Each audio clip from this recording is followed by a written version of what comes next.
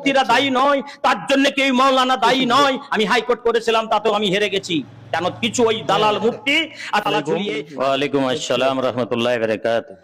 আচ্ছা ভাইজান, আমি যেটা আপনাকে বলছিলাম অনেক যে সুন্দর। এই যে বাবরি মসজিদ যে তৈরি হচ্ছে আমাদের পশ্চিম বাংলায় মুর্শিদাবাদ এলাকাতে, যে হুমায়ুন কবির এই যে উদ্যোগ নিয়ে যে বাবরি মসজিদ বানাচ্ছে, তো এই প্রসঙ্গে বহুত আলেম ওলামা বিরোধিতা করছে। বলবো এই নিয়ে আপনার মতামত একটু জনগণকে জানান। আপনি তো এই নিয়ে আপনার জানি যেটা ইসলাম শরিয়াতে আপনার বহুত আইডিয়া, বহুত জ্ঞান, আপনি বাইরে বাইরে দেশেতেও ঘুরেছেন, খুদ ইসলামীয় রাষ্ট্রতেও আপনি বহু বছর কাটিয়ে আসছেন। তো আপনার এই নিয়ে কি মতামত একটু আপনি আমাদেরকে জানান, আর জনগণকে এই নিয়ে কি বলতে চাইছেন আপনি একটু বলুন। আসসালামু আলাইকুম রাহমাতুল্লাহি ওয়া বারাকাতুহু। এই যে বাবরিয়া মসজিদ তৈরি করছেন মাননীয় হুমায়ুন কবির সাহেব, হ্যাঁ, এনার বিরুদ্ধে যেসব খুব সুন্দর। আচ্ছা, বিজেপি এমপি এমএলএরা যারা বলছে, বিরোধী করছে, তাদের মতামতে নিশ্চয়ই আমরা ধর্মীয় প্রতিষ্ঠান বানাতে পারি না।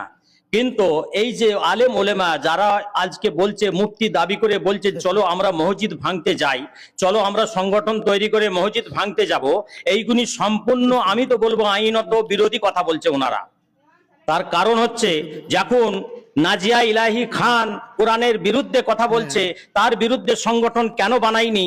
নাজিয়া ইলাহি খান যখন নবীর বিরুদ্ধে কথা বলল, তার বিরুদ্ধে সংগঠন বানিয়ে কেন নাজিয়া ইলাহি খানকে গ্রেফতার করানো হলোনি? নুকুল শর্মা যখন বলল কোরআনে পেচ্ছাপ করে দিই, 100টার বেশি তার নামে এফআইআর হয়েও সেই নুকুল শর্মাকে গ্রেফতার করা হলোনি।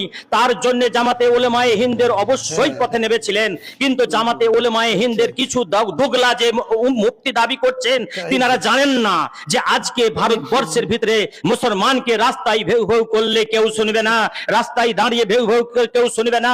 হয় পার্লামেন্টে যেতে হবে, না হলে রাজ্য ভবনে যেতে হবে। সেই রাজ্য ভবনে যাবার জন্য আমাদের যিনারা মুসলিম সংগঠন বানিয়ে যারা আজকে রাজনীতি করতে চাইছে, আমি নওশাদ সিদ্দিকী ভাই সাহেবকে স্যালুট জানাই, আমি রুহুল আমিন ভাই সাহেবকে স্যালুট জানাই, আমি স্যালুট জানাই হুমায়ুন কবির মহাশয়কে, আমি স্যালুট জানাই আসাউদ্দিন ওবেসি মহাশয়কে, যারা মুসলিমের নামে সংগঠন বানিয়ে পার্লামেন্টে কথা বলতে চাইছে। এক ধরনের দুগলা মুসলমান যারা বিজেপির দালালি করছে, তারা নিজেকে মুক্তি দাবি করে আবার তারাই বলছে মসজিদ ভাঙতে চলো।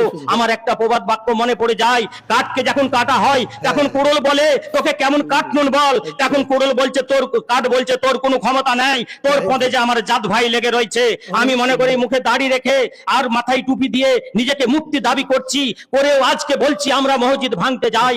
লজ্জা করা দরকার ওই রকম আলেম সমাজকে, লজ্জা করা দরকার ওই রকম মৌলানা সমাজকে, তাহলে সে মুনতাজুল হোক আর ওই মুফতি সাহেব হোক, লজ্জা করা দরকার। ভুলে যাচ্ছি, মনে থাকা দরকার আমরা সেই আমিরুল মুমিনুনের জাত, আমরা সেই উমর খাত্তাব রাদিয়াল্লাহু তাআলা আনহুর খানদান। আমাদের হাতে যদি ক্ষমতা, আমরা 800 বছর রাজত্ব চালিয়ে গেছি, আমরা কারোর দালালি করা শিখিনি। আমরা শিখেছি একমাত্র রাজত্ব কেমন করে চালানো হয়, আমরাই মানুষকে শিখিয়েছি। আজকে আমি খুব আফসোস লাগে, বহু মাদ্রাসাকে রাজ্য গভর্নমেন্ট এবং কেন্দ্র সরকার বলেছে তোমাদেরকে সরকারি স্যাংশন দেবো, চাকরির লোভে করে খারিজি মাদ্রাসা গুনিতে তালা ঝুলিয়ে দিয়ে সরকারি স্কুল নামে পরিচিত হয়েছে। ওই মুফতি সাহেব কোথায় ছিলেন আর কোথায় আছেন? আমি আমার ভিডিওর সাথে মুফতি সাহেবকে বলতে চাই, আমার সঙ্গে যোগাযোগ করবেন, আমি আপনাকে দেখিয়ে দেবো চোখে আঙুল দিয়ে আমার এলাকায় কয়েকটা মাদ্রাসায়, খারিজি মাদ্রাসায় তালা ঝুলছে। তার জন্য কি আলেম সমাজ দায়ী নয়? তার জন্য কি ওই মুফতিরা দায়ী নয়? তার জন্য কি ওই মাওলানা দায়ী নয়? আমি হাইকোর্ট করেছিলাম, তাতেও আমি হেরে গেছি। কেন কিছু ওই দালাল মুফতি আর তাদেরকে প্রভাবশালীর ব্যক্তিকে নিয়ে ওই খারিজি মাদ্রাসা গুনিতে তালা ঝুলিয়ে আজকে স্কুল নামে পরিচিত করে দিয়ে ওই এক ধরনের দাড়ি টুপিওয়ালা মাওলানারা চাকরিজীবী নিজের পেটের স্বার্থে করছে, ধর্মের স্বার্থে নয়। আর জয় শ্রীরাম বলছে, কালকে মাওলানারা বলবে কলমা পড়া ছেড়ে দিয়ে জয় শ্রীরাম বলো। বলছে মুর্শিদাবাদে মসজিদ হচ্ছে বলে পরিযায়ী শ্রমিকদের উপরে অত্যাচার হচ্ছে। আমি ও মাওলানা তোমাদিকে বলতে চাই, পরিযায়ী শ্রমিকদের উপরে তো আজ থেকে বহুদিন থেকে অত্যাচার হচ্ছে।